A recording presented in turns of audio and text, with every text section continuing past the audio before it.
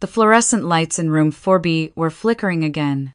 I'd reported it twice to maintenance, but nobody fixed anything on the pediatric ward unless a parent complained first. I was charting vitals on a 7-year-old with pneumonia when I heard the footsteps behind me. Quick, deliberate, the kind that made every nurse on the floor instinctively straighten up. Elena! My supervisor's voice cut across the room like a ruler slapping a desk. My office. Now. I didn't even look up from the chart. I'm with a patient, Mrs. Caldwell. The patient can wait. This can't. I set the clipboard down and followed her. Margaret Caldwell had been the nursing director at St. Jude Children's Medical Center in Philadelphia for 11 years. She ran the department like a woman who believed kindness was a form of weakness. Her office smelled like hand sanitizer and stale perfume. She didn't offer me a seat. I've reviewed the schedule, she said, flipping open a folder on her desk. You've requested time off again. Thursday. I have a custody hearing. You had a custody hearing last month. And a meeting with your lawyer the month before that, and a parent-teacher conference before that. She leaned back in her chair, studying me the way someone studies a cracked foundation before deciding whether to tear the whole thing down. I'm beginning to wonder if you're a nurse who has a personal life, or a personal life that occasionally shows up to work. The words landed somewhere between my ribs. I wanted to explain. I wanted to tell her that my daughter's father had a legal team funded by his family's money, and all I had was a court-appointed attorney who returned my calls every third business day. I wanted to tell her that every hearing mattered, that one missed appearance could cost me my daughter. But Margaret Caldwell didn't care about context. She cared about coverage ratios. I'll swap shifts with Priya, I said. I already arranged it. Priya's been covering for you too often, people are noticing. She closed the folder. Get your situation sorted, Elena. I won't keep making exceptions. I nodded and walked out, swallowing the tightness in my throat. The hallway stretched ahead of me, bright and clinical and endless. My name is Elena Medina. I'm 29 years old. I've been a pediatric nurse at St. Jude's for 4 years, and for the last 14 months, I've been fighting to keep my daughter. Lily was 5. She had my dark hair and her father's gray eyes and a laugh that sounded like someone had bottled sunlight and shaken it loose. She was the single best thing I had ever done. And Ryan Whitfield, the man I'd once believed would be a good father, was trying to take her from me. Ryan and I were never married. We'd been together for 2 years when I got pregnant. He came from old money, a mainline family with a house in Bryn Mawr and a last name that appeared on hospital wings and university buildings. I came from a 2-bedroom apartment in Kensington where my mother raised 3 kids on a teaching aide salary. When I told Ryan I was pregnant, he smiled and said all the right things. 6 months later, he moved out. There was no dramatic breakup, no screaming. He simply stopped coming home on weeknights, then weekends, then altogether. By the time Lily was born, Ryan was living in his family's guest house, and I was alone in a rental apartment with a newborn and a stack of medical bills. For the first 3 years, we managed. Ryan paid child support, inconsistently. He saw Lily on Saturdays, sometimes. He was an absent father in the most technical sense, present enough to avoid legal consequences, missing enough to leave a permanent gap. Then, 6 months ago, everything changed. Ryan got engaged to a woman named Caroline, a corporate attorney from his parents' social circle. And suddenly, the man who couldn't remember to pick up his daughter from daycare on time decided he wanted full custody. His lawyer sent me a letter outlining their argument. Ryan had a stable 2-parent household, a large home. Financial resources. Family support. I, on the other hand, worked rotating shifts at a hospital. I relied on my elderly mother for childcare. My apartment had 2 bedrooms and a kitchen that barely fit a table. On paper, the contrast was devastating. The worst part was the accusation buried in paragraph 4. Miss Medina's demanding and unpredictable work schedule creates an unstable environment for the minor child.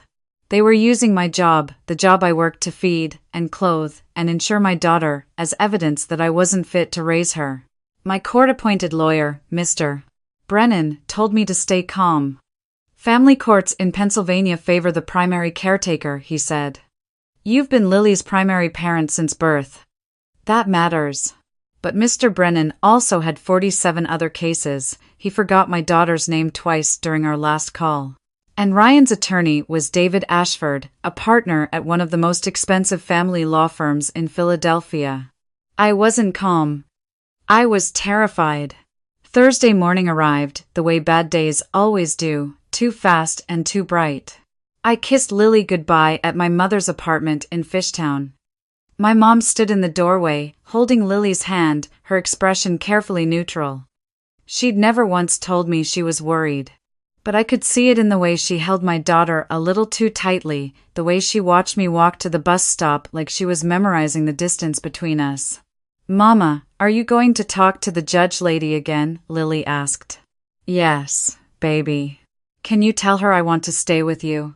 Something broke inside my chest. A clean, quiet fracture I couldn't afford to feel right now. I knelt down and pressed my forehead against hers. "I'll tell her everything." The bus was late. I stood at the stop on Girard Avenue, watching traffic crawl past, my stomach knotting tighter with every minute. The courthouse was downtown on Market Street. The hearing was at 10. It was already 9:15, and the 15 bus was nowhere. When it finally groaned to a stop, I climbed on and swiped my card. The bus was packed. Standing room only, bodies pressed together in that uniquely Philadelphia way where everyone maintains exactly enough personal space to pretend they're alone. I grabbed a pole near the middle doors and tried to steady my breathing. My folder of documents, bank statements, daycare receipts, letters from Lily's pediatrician was clutched against my chest. Everything I had. Everything that was supposed to prove I was a good mother. The bus lurched through an intersection, and I heard a commotion near the front. "Ma'am, your card's been declined. You need to step off." I looked up. A small, elderly woman stood at the fare box, her hand still hovering over the card reader. She wore a heavy wool coat too warm for September, and her silver hair was pinned back in a way that looked like it had once been careful but had since been forgotten. Her purse, oversized and brown, hung from her elbow like an anchor. "I'm sorry," the woman said. Her voice was quiet but steady. Not embarrassed. Just tired. I thought I had the balance. The driver shook his head. "Can't let you ride for free. Rules are rules." Nobody moved. A teenager near the window put in earbuds.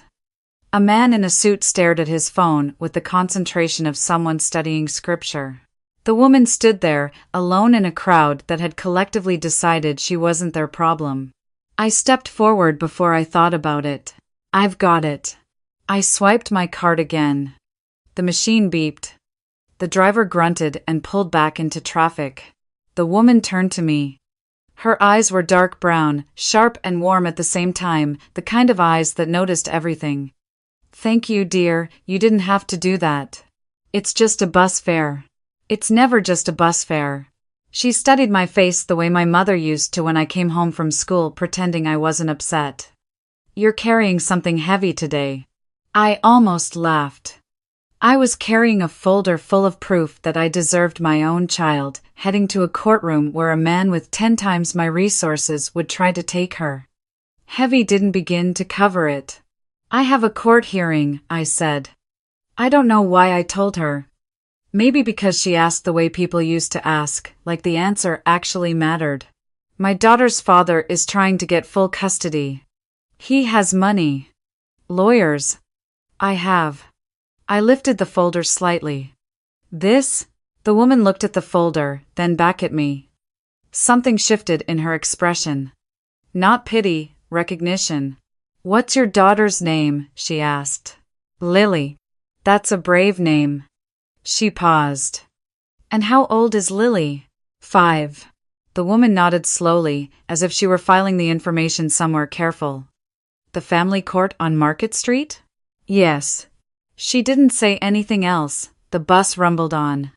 I assumed the conversation was over, the way most conversations between strangers are, brief and immediately forgotten. I had no idea how wrong I was. The courthouse felt like a place designed to make ordinary people feel small. High ceilings, marble floors, echoes that swallowed your voice before it reached anyone important. I passed through security with shaking hands and found courtroom 6. Ryan was already inside. He sat in the front row beside his fiancée, Carolyn, who looked like she'd been styled for a magazine cover. Next to them sat David Ashford, silver-haired, expensive watch, the kind of lawyer who made you feel like you'd already lost just by the way he opened his briefcase. Mr. Brennan was late. I sat down alone on the left side of the courtroom, my folder on my lap, my heart hammering so hard I could feel it in my fingertips. The room filled slowly. A clerk shuffled papers. The court reporter tested her machine. At 10:04, Mr. Brennan rushed in, tie loosened, a coffee stain on his sleeve. "Sorry, traffic on 76, he muttered, dropping into the seat beside me. He opened a folder that looked thinner than mine. "So, where were we?" "You were supposed to file the amended financial declaration," I whispered. "Did you?" He blinked, then shuffled through his papers. The silence that followed told me everything. "I'll address it during the hearing," he said. My stomach dropped. The judge entered. The Honorable Patricia Webb, a woman in her 60s with reading glasses perched on her nose and a gaze that seemed to absorb every detail in the room simultaneously. She sat down, reviewed the case file, and nodded to Ashford. Ryan's attorney stood with the ease of a man who had done this 1,000 times. He outlined Ryan's case with surgical precision. Stable household. Two-parent home, financial security. A private school already selected for Lily. A dedicated stepmother eager to provide a nurturing environment. Then came the part I'd been dreading. "Your Honor, we would also like to bring to the court's attention the respondent's work schedule." Ashford produced a document. "Miss Medina works rotating 12-hour shifts, including nights and weekends. During these periods, the child is left in the care of Miss Medina's 63-year-old mother, who has no formal childcare training and who herself works part-time." I wanted to stand up and scream. My mother had raised 3 children on her own. She had more childcare experience than anyone in that room. But the way Ashford framed it, she sounded like a liability. The judge turned to Mr. Brennan. "Counsel, your response?" Mr. Brennan stood. He fumbled with his notes. He spoke in generalities about maternal bonds and primary caretakers. He cited no specific statutes, he referenced no documents. When the judge asked about the financial declaration, he admitted it hadn't been filed. I watched my case crumble in real time. It was like watching a house burn from inside it. The judge removed her glasses and rubbed the bridge of her nose. "Mr. Brennan, the court requires complete financial documentation to assess the respondent's capacity. Without it, I cannot properly evaluate." "Your Honor." The voice came from the back of the courtroom. Clear, calm, and carrying. Everyone turned. I turned. The elderly woman from the bus stood in the aisle, her wool coat folded over one arm, her posture straight in a way it hadn't been on the bus. She walked forward with a steadiness that made the entire room go quiet. "I apologize for the interruption," she said, addressing the judge directly. "My name is Grace Chen. I'm a retired family court judge, formerly of the Court of Common Pleas, Bucks County." A murmur rippled through the room. Even Ashford shifted in his seat. Judge Webb leaned forward. "Judge Chen. I know that name. We served on the judicial conference together in 2014, Grace said. I'm not here in any official capacity, but I happened to witness something this morning that I believe is relevant to this proceeding." The judge nodded. "Go on." Grace turned slightly toward me, and for the first time, I saw something in her expression that I hadn't noticed on the bus. Intention. I was on a public bus this morning when my fare card was declined. Not a single person on that bus moved to help. Except this woman. She gestured toward me. "Miss." Medina paid my fare without hesitation, while clearly under enormous personal stress. She then told me, without prompting, that she was on her way to fight for her daughter. Grace paused, letting the silence do its work. In 31 years on the bench, I've learned that you can tell more about a parent in an unguarded moment than in 100 pages of legal filings. This woman, carrying her own burden, stopped to help a stranger. That is not the behavior of someone who lacks the character to raise a child. The courtroom was still. Grace continued.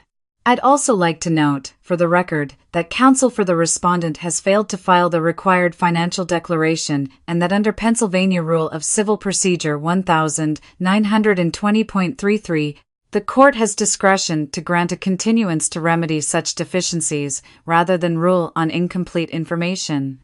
Ashford stood. Your Honor, this is highly irregular. A spectator cannot. A retired judge of the Commonwealth can address the court when invited to do so, Judge Webb said evenly. She looked at Grace with something I couldn't quite read. Respect, maybe. Or the recognition of one woman who had spent her life in courtrooms seeing another. This hearing is continued, Judge Webb ruled. Miss Medina, you will have 30 days to file complete financial documentation.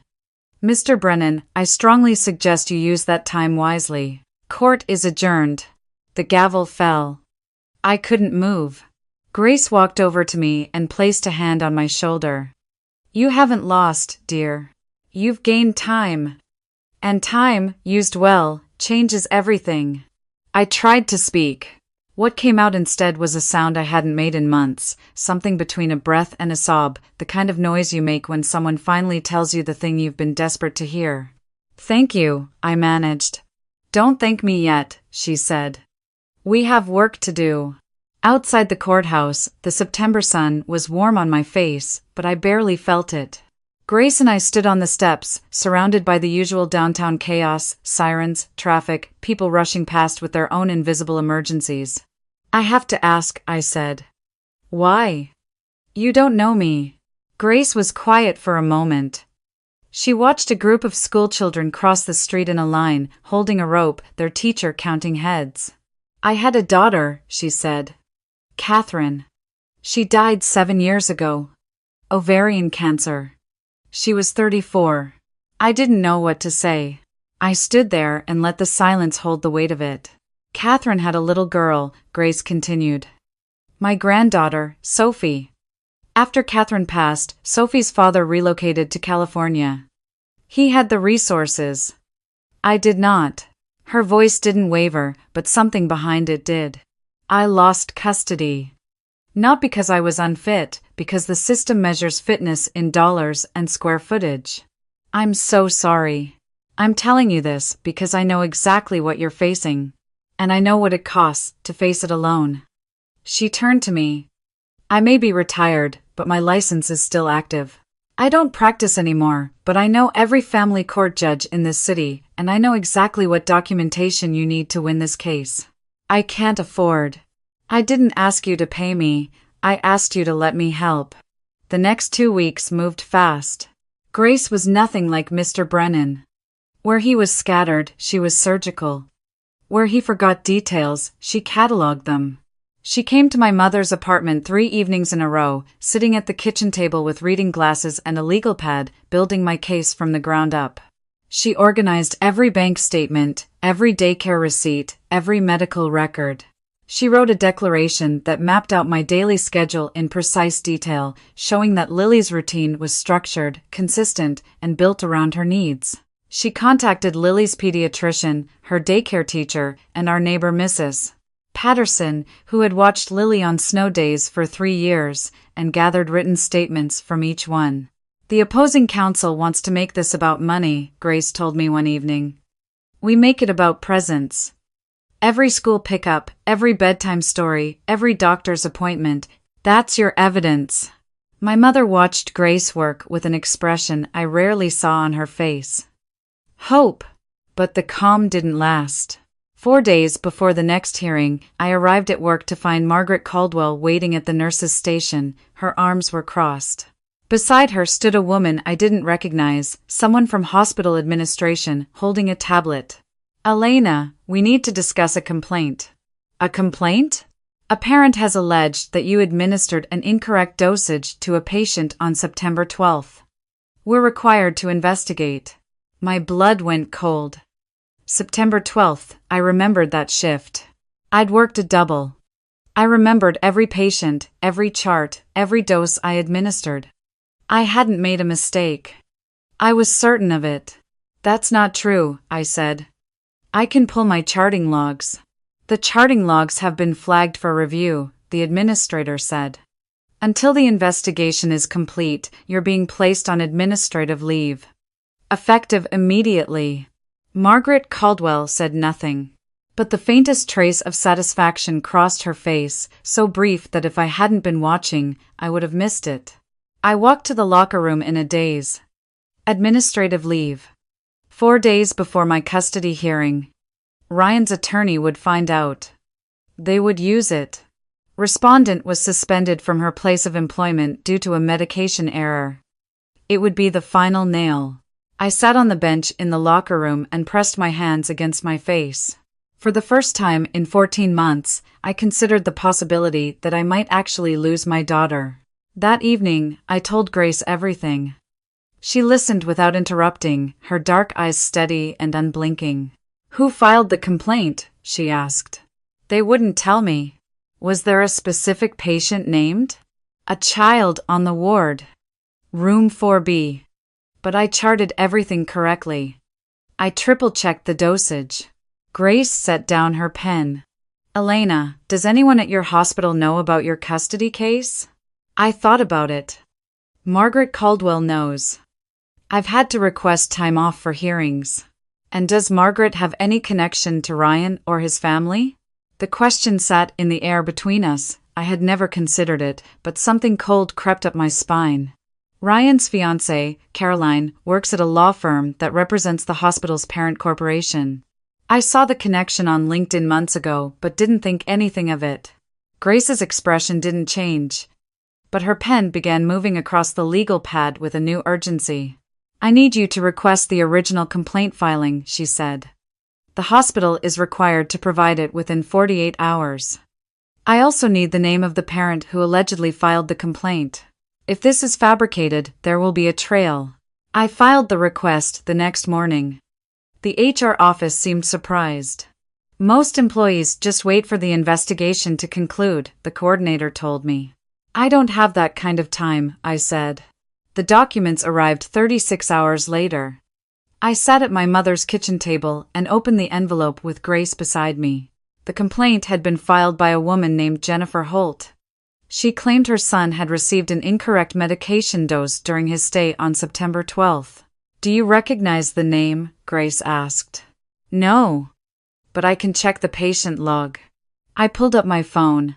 I had photos of every shift log, a habit I'd developed years ago after a colleague was falsely accused of missing a shift. September 12th, room 4B. The patient was a 6-year-old boy named Marcus Holt. I remembered him. Pneumonia. Standard treatment protocol. I had administered exactly what was prescribed. The attending physician had signed off. Grace put on her reading glasses and studied the complaint. Then she pulled up something on her phone. A minute passed. 2. Jennifer Holt, Grace said slowly, is Caroline Ashworth's college roommate. The room tilted. Ryan's fiancée's college roommate had filed a complaint against me 4 days before my custody hearing. The complaint targeted a shift where the charting was perfect. And my supervisor, who had a professional connection to Caroline's law firm, had processed the suspension without hesitation. "This wasn't a mistake," I whispered. "No," Grace said. "This was a coordinated effort to destroy your credibility before the hearing." Grace didn't waste a single hour. She contacted the hospital's compliance department directly, not through Margaret Caldwell, but through the chief medical officer, a man named Dr. Alan Reeves, whom Grace had worked with years ago on a judicial committee reviewing hospital patient rights. She presented the evidence simply. The complaint was filed by a personal associate of the opposing party in an active custody case. The charting logs showed no error. The attending physician confirmed the dosage was correct. The timing was not coincidental. Dr. Reeves launched an internal review. Within 48 hours, Jennifer Holt admitted under questioning that she had been asked to file the complaint by a friend. She didn't name Caroline directly, but the connection was documented. The hospital rescinded my suspension, issued a formal apology, and opened a separate investigation into Margaret Caldwell's handling of the matter. When I returned to the ward, the other nurses looked at me differently. Not with suspicion, but with the quiet recognition of someone who had been wronged and survived it. Priya hugged me in the break room. "I knew it was garbage," she said. Everyone did. Margaret Caldwell was reassigned to administrative duties pending review. She didn't look at me when I passed her in the hallway. I didn't need her to. The morning of the final hearing, I woke at 5. Lily was asleep in her bed, one arm wrapped around a stuffed rabbit named Biscuit. I stood in her doorway and watched her breathe. In 4 hours, a judge would decide whether this room would still be hers. Grace met me outside the courthouse at 9:15. She wore a dark blue suit and carried a leather briefcase that looked like it had seen 100 courtrooms. Her silver hair was pinned back neatly, her posture was straight. She looked like exactly what she was. A woman who had spent her life inside the law and understood every corner of it. "Are you ready?" she asked. "No." "Good. That means you understand what's at stake." We walked in together. Ryan was there again, same seat, same fiancé, same expensive attorney. But this time, David Ashford's expression was different. Tighter. When he saw Grace, something flickered across his face. Not fear. Caution. Judge Webb entered. She reviewed the file. And then Grace stood. She didn't raise her voice, she didn't perform. She simply laid out the truth with the precision of someone who had spent 3 decades separating facts from noise. She presented the financial documentation, every dollar I'd earned and spent, organized by month. She showed the daily schedule, the school pickups, the doctor's appointments, the meal prep, the bedtime routines. She introduced statements from Lily's pediatrician, her teacher, Mrs. Patterson, and Priya, each one describing a mother who was present, consistent, and devoted. Then she addressed the fabricated complaint. She produced the timeline, the connection between Jennifer Holt and Caroline, the hospital's own findings, and the formal rescission of my suspension. She presented it without theatrics, just facts, dates, names, and documents.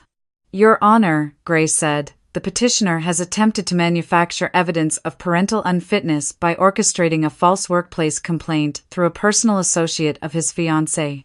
This is not the behavior of a father acting in his child's best interest.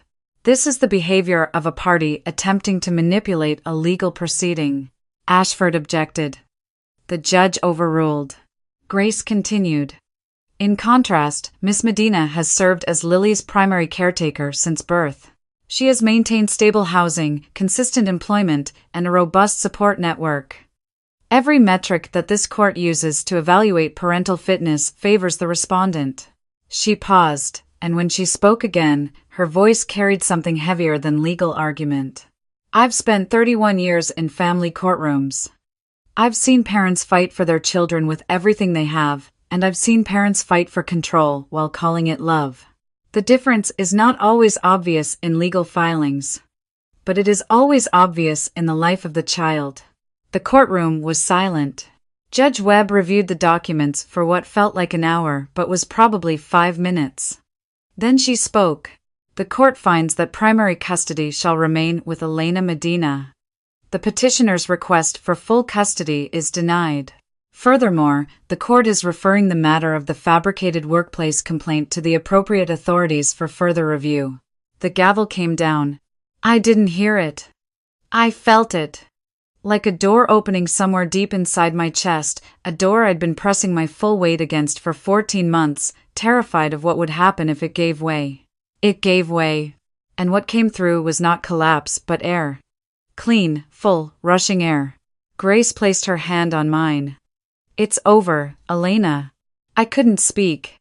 I nodded, and the tears came, not the desperate kind I'd cried in the locker room, but the kind that come when your body finally believes it's safe.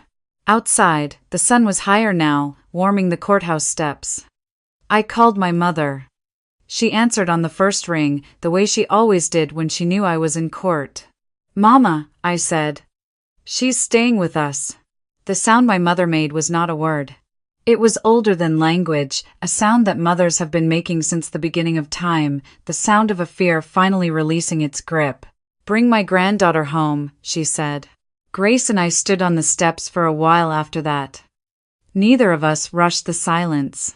"What happens now?" I asked. "Now you raise your daughter," she said. "And you stop being afraid." "What about you?"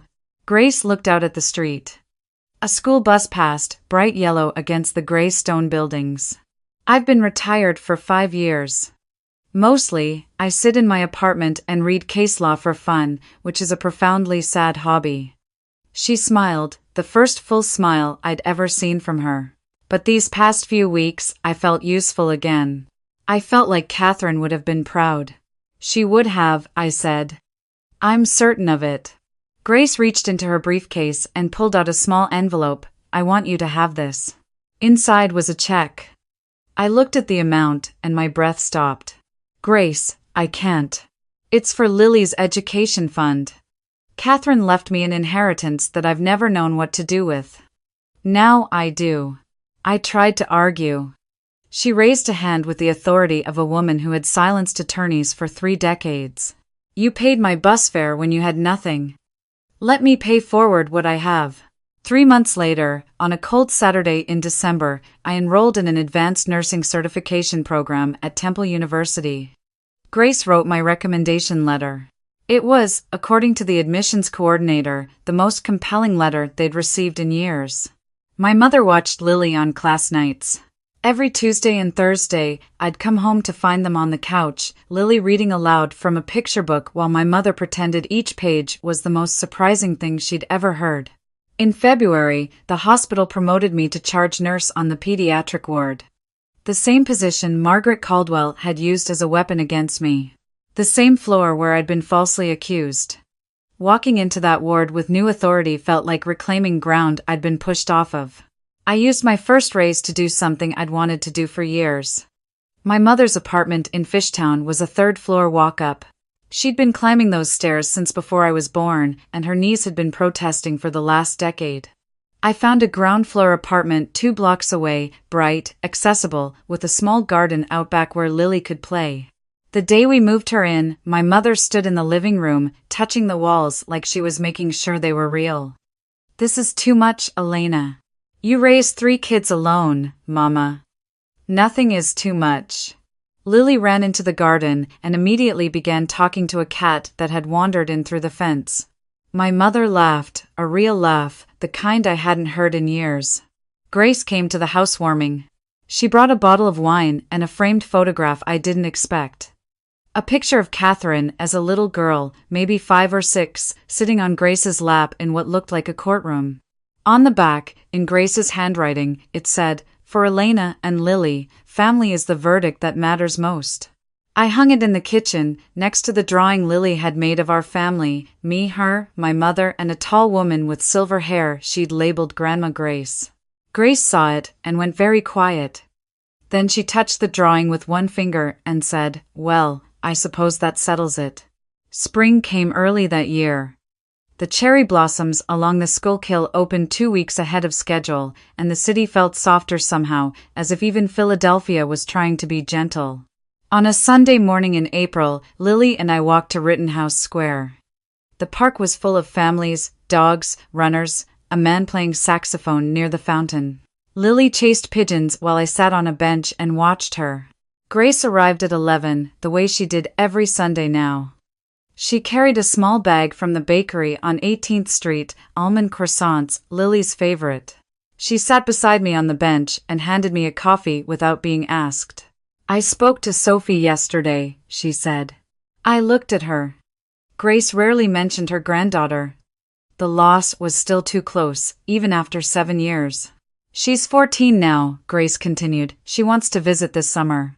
Her father agreed. "Grace. That's wonderful."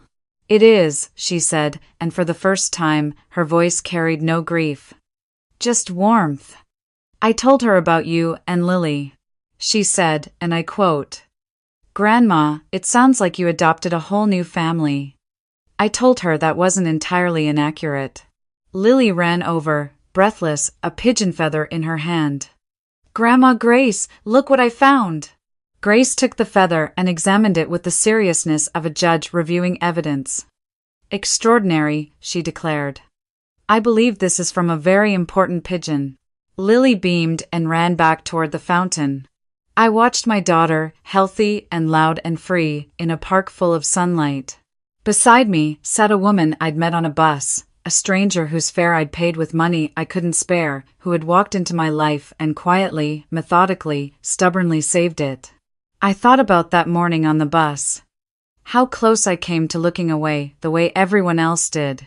How easy it would have been to stay inside my own fear and let someone else's problem remain someone else's.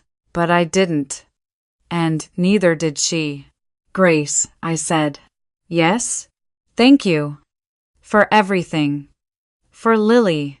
For my mom. For showing up when nobody else did." She sipped her coffee and watched the pigeons. "You showed up first, Elena. On that bus, when it would have been easier not to.